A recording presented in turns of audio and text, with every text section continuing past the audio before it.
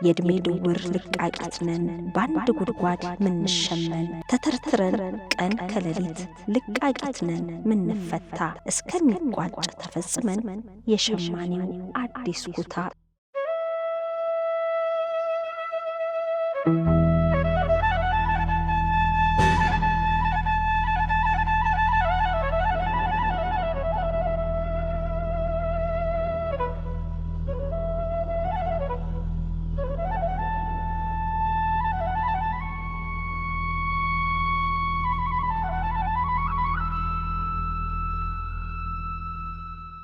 ለማመን የሚከብድ እጅግ አስደንጋጭ ነው። ሁለገቡ የኪነ ጥበብ ባለሙያ ደራሲው፣ አዘጋጁ፣ ተዋናዩ፣ የቴሌቪዥን ፕሮግራም አቅራቢው ተወዳጁ አርቲስት ነጻነት ወርቅነህ በድንገት ሕይወቱ ማለፉ ተሰምቷል። ይህ እጅግ አስደንጋጭና ልብ የሚሰብር ዜና ነው። አርቲስት ነጻነት ለቤተሰቦቹ፣ ለባለቤቱ፣ ለልጆቹና ለወዳጅ ዘመዶቹ ብቻ ሳይሆን ለመላው የኪነ ጥበብ አፍቃሪና ወዳጅ ሁሉ ህልፈቱ ሁሉን ያስደነገጠና ያሳዘነ ነው። ከአንድ ዓመት በፊት በገጠመው ህመም ለሕክምና ወደ ህንድ ባቀና ጊዜ በተለያዩ ማህበራዊ ሚዲያዎች አርቲስት ነጻነት ወርቅነህ ከዚህ ዓለም በሞት ተለየ በሚል የሐሰት ዜና በተናፈሰበት ጊዜ በተለይ ደግሞ ህፃናት በምን ያህል ደረጃ እንደሚወዱት ያየበት እንደነበርና በኢቢኤስ ቴሌቪዥን ላይ ቀርቦ በእሁድን በኢቢኤስ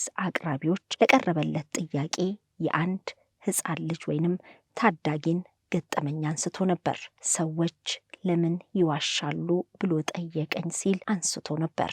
ዛሬ ግን ይህ ውሸት አይደለም። አርቲስት ነጻነት ወርቅነህ ከዚህ ዓለም በሞት ተለይቷል። በህፃናት ልቦና ውስጥ በተለይ በኢቢኤስ የቤተሰብ ጨዋታ ፕሮግራም ሁሉም በየቤቱ በሚመለከተው ብዙዎች ጋር መድረስ የቻለ በፊልም ስራዎቹ እንዲሁም ደግሞ የታወቀበት በፍሬሽማን የመድረክ ቲያትር ስራዎቹ እጅግ ተወዳጅነትን ያተረፈው ነጻነት ወርቅነህ በድንገት ዛሬ ረፋድ ሕይወቱ ማለፉ ተሰምቷል።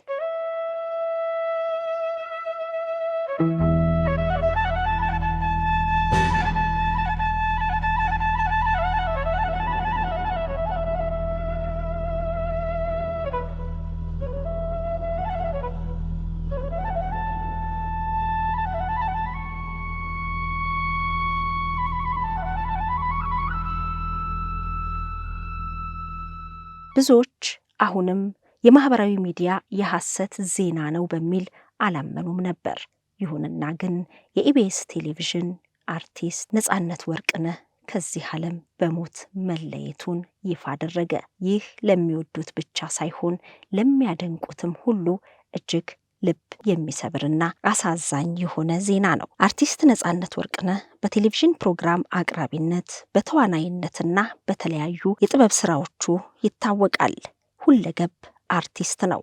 ለበርካታ ዓመታት ደግሞ በኢቢኤስ ቴሌቪዥን የሚተላለፈው የቤተሰብ ጨዋታ ፕሮግራም አዘጋጅና አቅራቢ በመሆን ይታወቃል። በልኩ የተሰፋ እስኪመስል ድረስ የቤተሰብ ጨዋታ ፕሮግራምና ነፂ የማይነጣጠሉ ሆነው በተመልካቾች ልብ ውስጥ ጉልህ ስፍራ ነበራቸው። ነፂ ከ2 ሳምንት በፊት ለአንድ ድርጅት የብራንድ አምባሳደር ሆኖ ይበልጥ ለመስራት ለማበብ ሲጥር ሲለፋ የነበረ ወጣት ነው። ይበልጥ በሚሰራበት በዚህ ዕድሜው ከዚህ ዓለም በሞት መለየቱ የብዙዎች ሐዘንና ቁጭት ሆኗል። ሄኖክ ወልዴ በበኩሉ የሳቁ ማህተም የመጨረሻው መጋረጃ ሲል ሐዘኑን ገልጿል። ፒያሳ ማለዳዋ ሁሌም ትኩስ ናት። የካፌ ማኪያቶ ሽታ፣ የጫማ ጠራጊዎች ጩኸትና የታክሲ ተራ ረብሻ መሃል ግን አንድ ድምፅ ጎልቶ ይሰማ ነበር።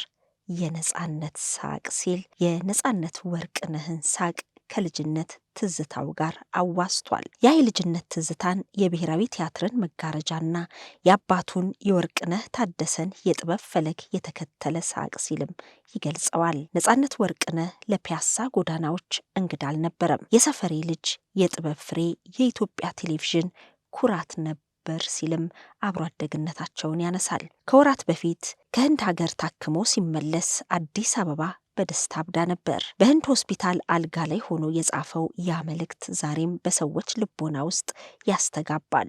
የሰው ሁሉ ክብር አይጉደልባችሁ። ትራምፕን የጨረፈው ጥይት ነፂንም ጨርፎታል አሉኝ ብሎ ሲቀልድ ሞትን እንኳን በሳቅ ሊያሸንፈው የሞከረ የጥበብ ጀግና ነበር ሲል ያወሳል። በጣም ደህና ነኝ፣ በቅርብ ቀን እመለሳለሁ ብሎ ሲፈርም ያ የማይነበብ ፊርማው የህይወት ዋስትና መስሎን ነበር ይላል ሄኖክ ወልዴ። ትላንት በኢቢኤስ ስቱዲዮ ተገኝቶ ነበር። ያ የተለመደ ፈገግታው፣ ያ ጨዋታ አዋቂነቱ አልተለየውም ነበር። ለካስ ያ የቤተሰብ ጨዋታ መሪ የዘመን ድራማ ውዴ የመጨረሻ ስንብቱን እያደረገ ነበር።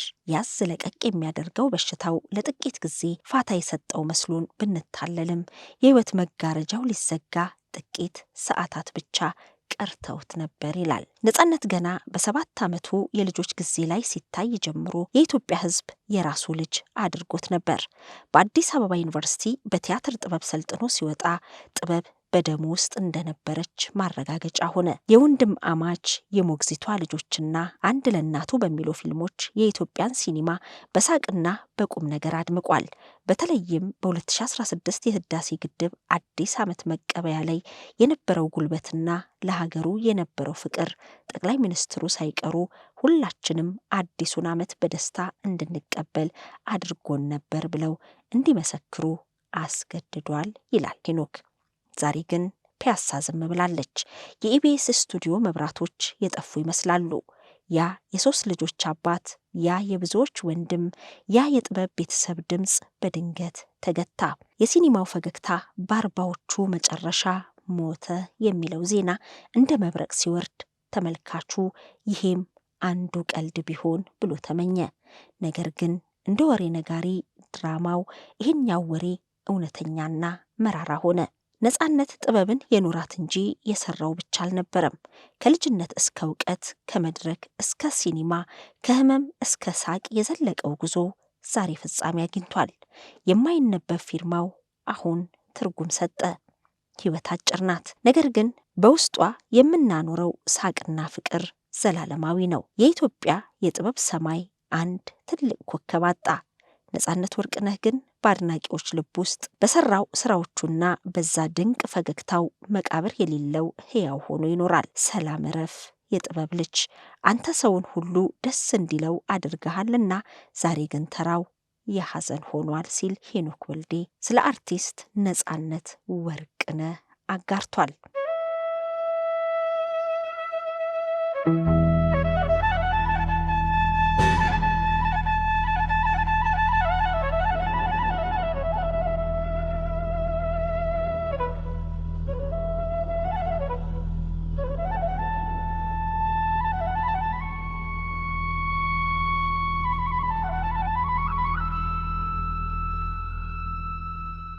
የአርቲስቱን ህልፈት ተከትሎ ጠቅላይ ሚኒስትር ዶክተር አብይ አህመድን ጨምሮ የተለያዩ ሰዎች ሐዘናቸውን እየገለጹ ነው። ጠቅላይ ሚኒስትር አብይ አህመድ አርቲስት ነጻነት ወርቅነህ በድንገት በማረፉ ሐዘን ተሰምቶኛል ሲሉ በማህበራዊ የትስስር ገጻቸው ላይ ገልጸዋል።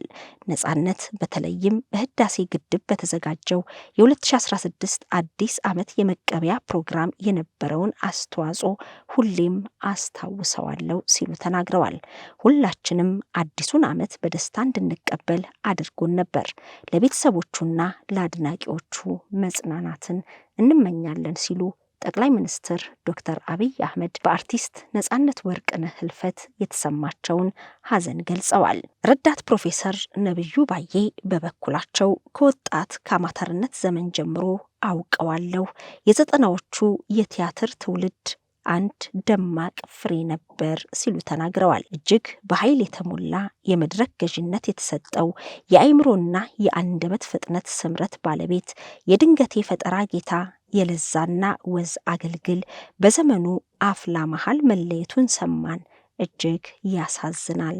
ነፍስ ይማር፣ ለሐዘን መጽናኛውን ፈጣሪ ይስጥ ሲሉ ሐዘናቸውን ገልጸዋል። ሄኖክ ስጦታው ናሁሰናይ በበኩሉ የእድሜ ድውር ልቃቂት ነን፣ በአንድ ጉድጓድ ምንሸመን፣ ተተርትረን ቀን ከሌሊት ልቃቂት ነን ምንፈታ፣ እስከሚቋጭ ተፈጽመን የሸማኔው አዲስ ኩታ ሲል ሞት ሁልጊዜም አዲስ እንደሆነና ሁላችንም አላፊ ጠፊ መሆናችንን በሚገልጽ መልኩ የነፂን ህልፈት አስመልክቶ ይህንን አጭር ስንኝ አጋርቷል። አርቲስት ነጻነት ወርቅነህን የሚያውቁ የቅርብ ወዳጆቹ እንዲሁም ደግሞ በቴሌቪዥን ስክሪን የሚመለከቱት አድናቂዎቹና እንዲሁም የኪነ ጥበብ አፍቃሪ በሙሉ በአንድ ነገር ይስማማል።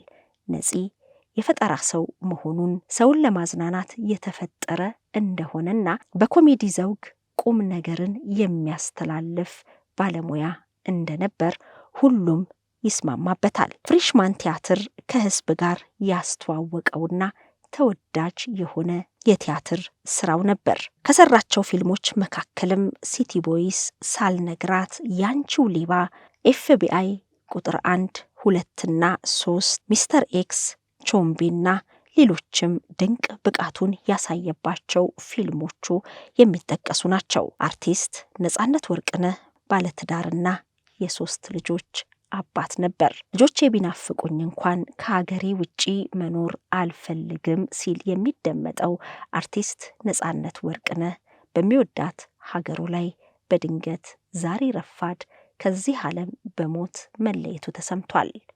ነፂ ነፍስ በሰላም ትረፍ። እጅግ ትሁት የሆንክ ወንድም ነበርክ።